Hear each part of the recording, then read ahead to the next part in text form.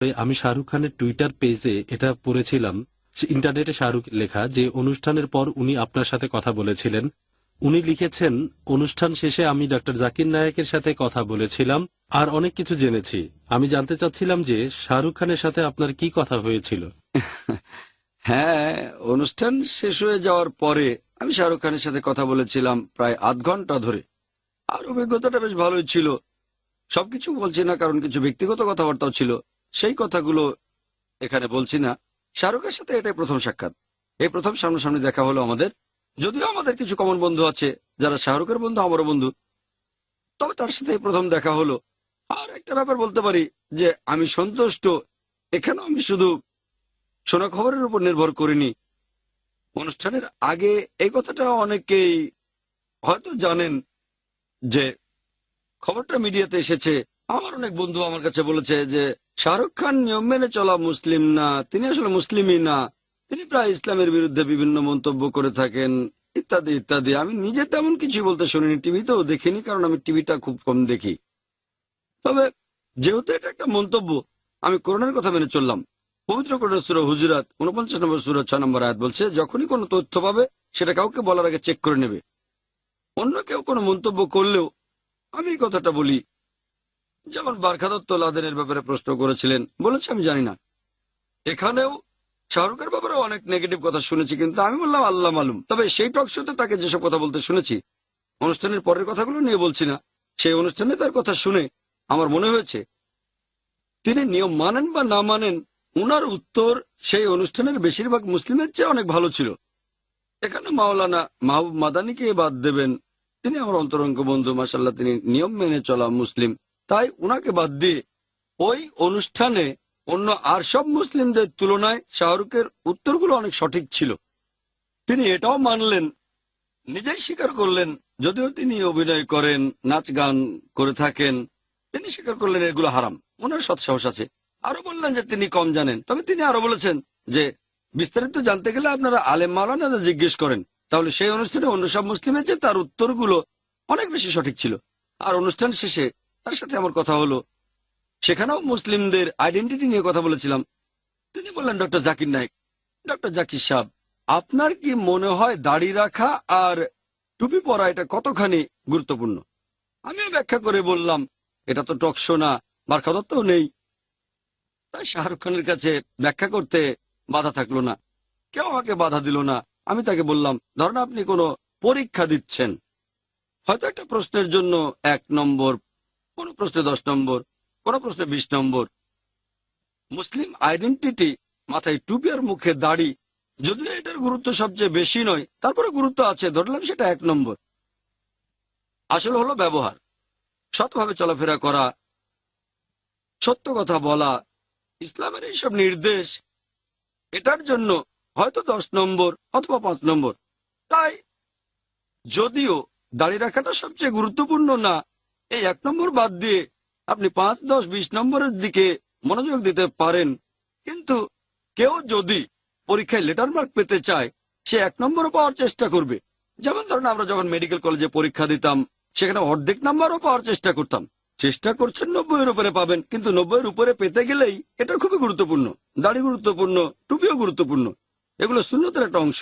তবে কেউ দাড়ি না রাখলে আপনি বলতে পারবেন না যে সে মুসলিম নয়। এটাও বলবেন না যে মুসলিমরা দাড়ি রাখে না, মাথায় টুপি পরে না। শাহরুখ বললেন, ও আপনি খুব সুন্দর করে বলেছেন। তিনি যুক্তিটা পছন্দ করলেন যে এটা গুরুত্বপূর্ণ, তবে হয়তো 1-2 নম্বর পাবেন।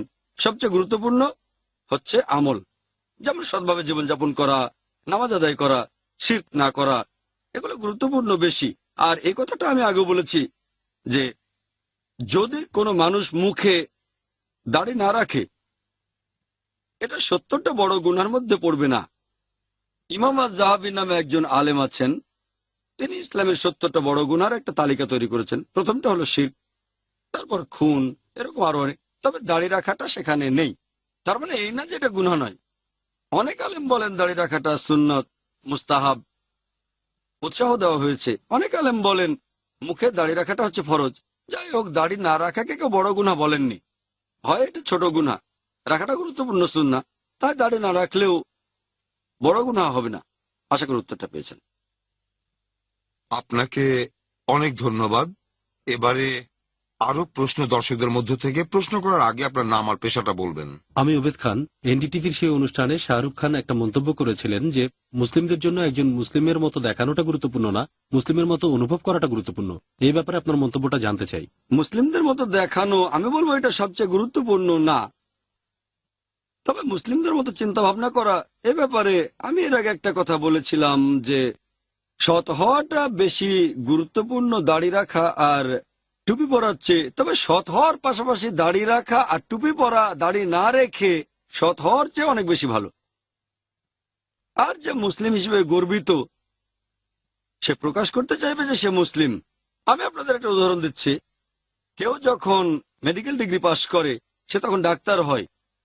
এমবিবিএস ডিগ্রি পেলে তখন সে তার নামের আগে ডক্টর লাগায়। কেন?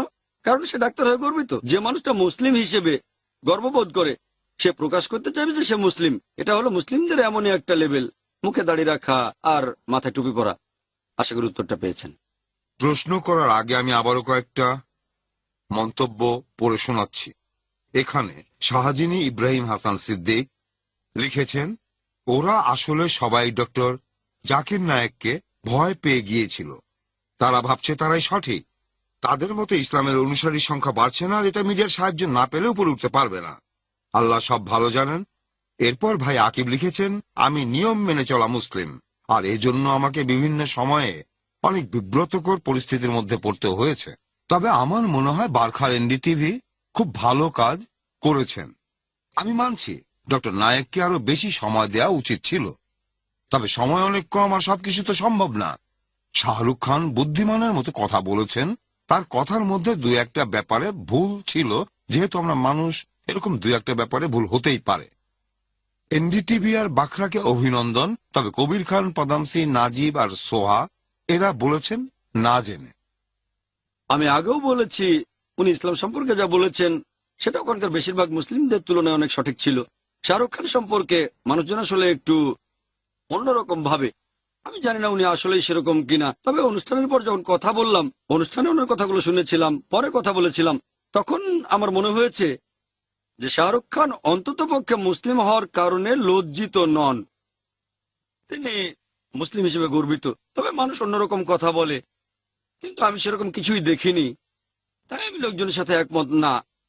আমার ভুলও হতে পারে, হয়তো লোকজন আমার চেয়ে ভালো জানে। আমি তো মাত্র একবার দেখেছি, তবে সামনাসামনি দেখেছি। যেটা শুনেছি সেই টকশোতে আর অনুষ্ঠান শেষে যে আলোচনা করেছিলাম, তাতে আমার মনে হয়েছে যে উনি মানেন ওনার পেশাটা ঠিক না, তবে উনি মুসলিম হিসেবে গর্বিত। আর তিনি ইসলাম সম্পর্কে আরো বেশি জানতে চান। ইসলাম ধর্মও আমাদের একথাই বলছে যে শুধু শোনা কথা বিশ্বাস করবেন না। তাই আমি ওনার ব্যাপারে লোকজনের কথার সাথে একমত নই। আমি দেখেছি যে উনি সম্পূর্ণ একজন আলাদা মানুষ। হ্যাঁ ভাই, আপনাকে স্বাগতম। শাহরুখ খানের প্রসঙ্গে বলছি, আমি শুনেছিলাম যে উনি বলেছেন যে তিনি এখন নাকি নামাজ পড়ছেন। এছাড়া এবছরেই তিনি হজে যেতে চাচ্ছেন। আমি ঠিক জানি না আপনার সাথে কথা বলার জন্যই এরকম হলো কিনা। আল্লাহ তাকে হেদায়েত করেছেন, আর সেজন্যই তিনি বলেছেন যে এখন নামাজ পড়ি। আরো বলেছেন যে ইনশাল্লাহ এবছর আমি হজে যাব। আল্লাহ যেন তাকে হেদায়েত করেন। সেটা জানি না, তবে আমাদের দুজনের বেশ কিছু কমন বন্ধু আছে। আর উনি আমাকে বলেছেন যে আমার ভিডিও তিনি দেখেছেন। আমি আল্লাহ তাআলার কাছে দোয়া করি তিনি যেন সবাইকে হেদায়েত করেন আর ইসলাম ধর্মের কাছাকাছি নিয়ে আসেন।